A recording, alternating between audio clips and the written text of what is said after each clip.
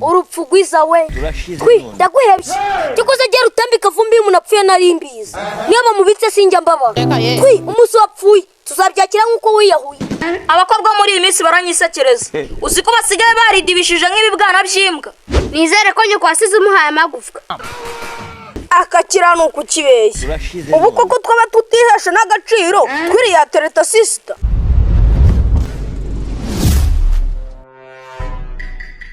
Rudakubana nta kintu kinezeza nko kubona agakobwa mwatandukanye kakugarukira cyokoze birananezeza pe ariko guzi kubona kaza kari gukobakoba gasa imbabazi kandi kajya kugenda kari kakwiriyeho ariko biba binagoye Kavu imama y'Imana ndacyagukunda umbabariye tugasubirana sinakongera kukubabaza ukundi ariko yaje asaba imbabazi ngurutyo biba binasekeje genda kubwiye ngo niyo waba uri mugufi muri ya minota uburi gusumba dige payas ariko Kavu ngewe ndebye abakobwa mbona batekereza nabi hari igihe mumaranye amezi 5 amaze kuguhaga ugakata kwirenguraho kandi iyo akabebe gatangiye kukwikuraho kaba gafite gahungu kari kukihesha ubukaya wakakata kakubonamo 0 nibamaranye kabiri kakugarukira katarama imbere n'inyuma aho rero gera utambi official mitangwareka ko ndi hejuru cyane nimara kubona ko ufite gahunda yo kugaruka buri kanya mba ndi busy kandi nari kwikoraho icyangwa kirenze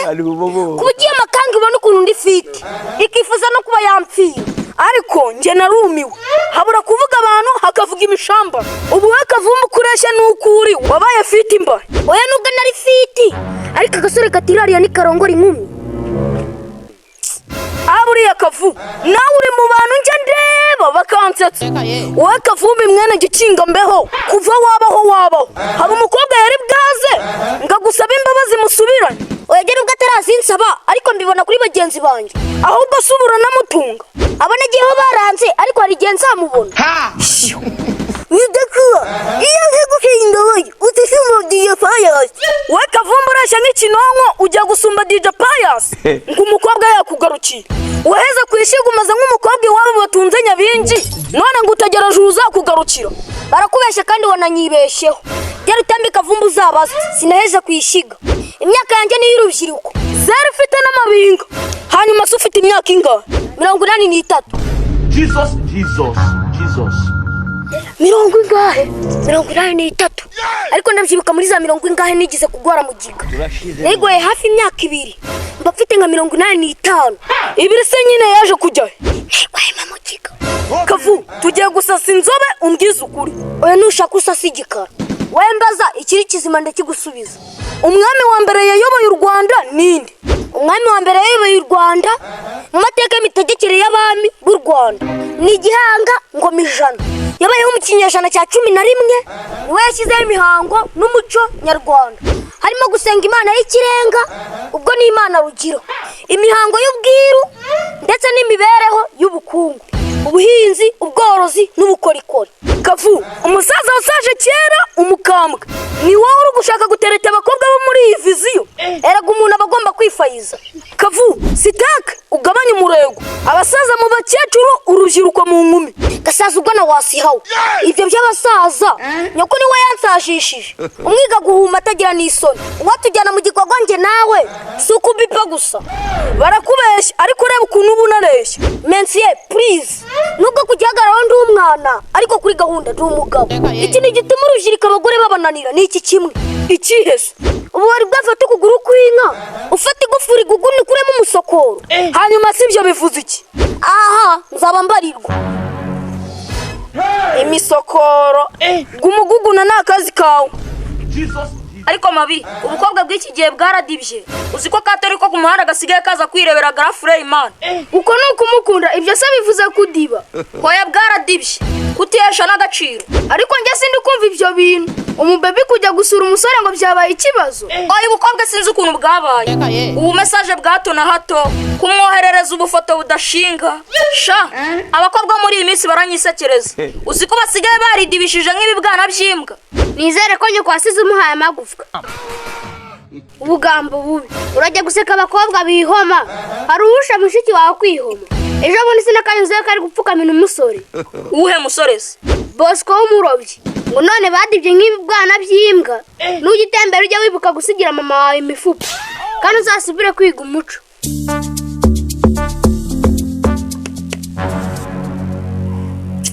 Mani, urumva warira?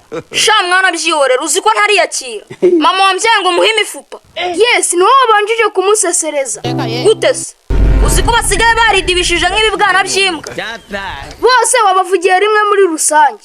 Sha reka manje njya kuryama nduhura umutwe. Sha biragusaba kurefreshinga kabisa. Ariko Kazu, hari ikintu kimaze imizi cyarancanze nshaka kukubaza izi saha. Urashaka kumbaza ukuntu ukorora inkoko byaduhiriye? Oya si ibyo. Wambaza naribi. Utambeshye ubiwanyu mubona akanya ko kwisanzura. Cyane rwose. None hari iyo utisanzuye wakora iki? Sha ubwisanzure niyo haza abandi nkatwe nka batanu. Icyambere igipangu ni Kigali. Icya kabiri ibyo kurya biba bihari. Sha niba wajya kubyibazaho njye Kazungu ndabikwibwiriye. Umwanya ndi kuvuga nibijyanye n'umuko wanyu uhuruza kubasura buri munsi. Uhe mukwezi? Egisisi yusi se umuko wanyu. Egisisi yusi? Twiri? Yes nuwo nguwo. Uzi ko nasa nimwe ndamubona atari kuvuga kazo gusura mushiki wawe. Akakirano kukibeshya. Ubu koko twaba tutihesha n'agaciro Twiri ya tereta sister. Oya kuba mutereta nitwabisubiraho ahubwo njye ndibaza buri munsi. Akatwira ibyo muzo no gushora gusa tukirira. Akubona Toni yatora kiragihara. Yo, ujye gose yashyushye mu mutwe kuriya na n'urukundo tunamufitiye. Serisa, nago narinzi kuri vide mu mutwe bigeze aho ngaho. Toni yakuye umumotari, akura umushoferi, arya umudiaspora, utwiwe twose aramucucura. Ava mu mahanga aza gutura mu cyaro. None irambwe y'amakoti niyo utangiye kumuterekaho. Reka. Ariko abakobwa iyo matakirejeho cyane mbabara imitsi y'ikibuno. Ugasanga umufite mu mutwe wawe ari umwe, hanyuma wowe mu mutwe we ugasanga uri kumwe n'amaduzeni nk'arindwi y'abasore. Aha. Nawe ahubwo uramenya utazamusambiraho. Kuko nta n'ikintu wifitiye umuntu yagukuraho. Abasore turafitwe vurema. Twikomba niri kwirukanga ugiye. Njya kuri sheri wanje sazansize. Sayine sheri wawe. Ubwo sisanze bari no kurya nawe warya. Nta bintu byiteze. None se ko ndi umuntu wabo. Ubundi se sheri wawe ninde? Toni se yararugura muzi. Inde? Toni umukunzi wanje nawe uzi. Yesu mwami. Toni muri inshuti. Umukunzi wanje no mu rugo barabizi. Urupfu gwiza we. Ndaguhebye. Cyukoze gera utambi Kavumbi umuntu apfuye narimbiza. Niba mubitse sinjya mbaba. Umuso wapfuye tuzabyakira nkuko wiyahuye. Niyahuye se gute? Nuzo munyamahanga ateye hafi yiwanyu. Umuvuga ko yatunze indege. Uwo nguwo. Iyo ndege rero wumva yirirwa avuga. Iri mu nda ya Toni. Nawe rero wirirwa umuvuga. Azagushyira mu nda yiwavuniremo kare.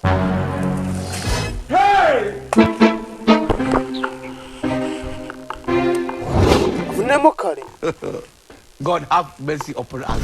Hello guys, esaba wirirwa wibaza ahantu hakuri ikoresho byagufasha gutunganya content yawe icyanzu.com twaje nk'igisubizo cyawe. Guys, ushaka microphone, video making, tripod guys, turabigufashamo kubibona, reka ngutembereze.